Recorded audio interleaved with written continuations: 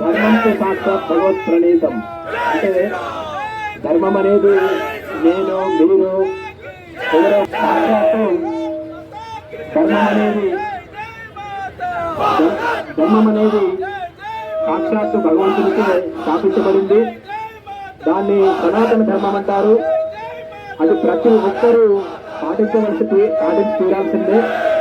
దాంట్లో ఎవరికి కూడా విరాహించి ఉండదు.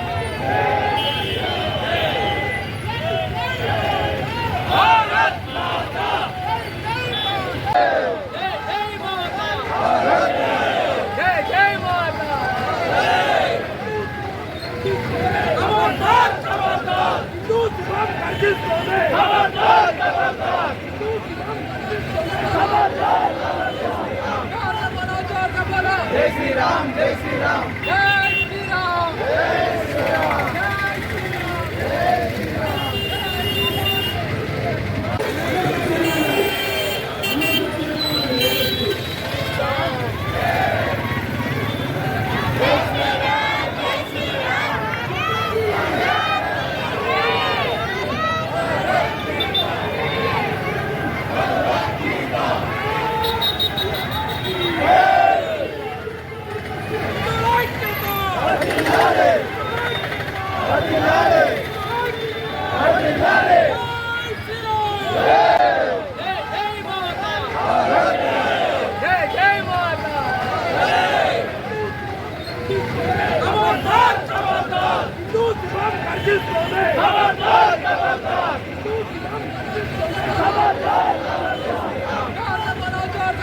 జై శ్రీరామ్, జై శ్రీరామ్, జై శ్రీరామ్, జై శ్రీరామ్, జై శ్రీరామ్.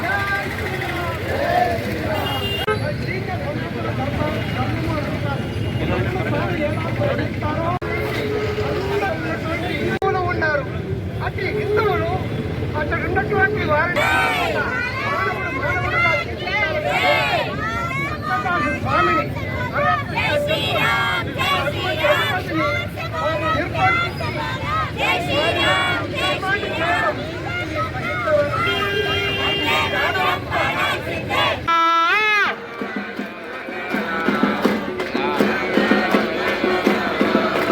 రామారామంటే ఉండు, హిందూ ఐక్యతే మేలు, లేకుంటే దేశానికి నష్టం, హిందూ ఐక్యతే మేలు.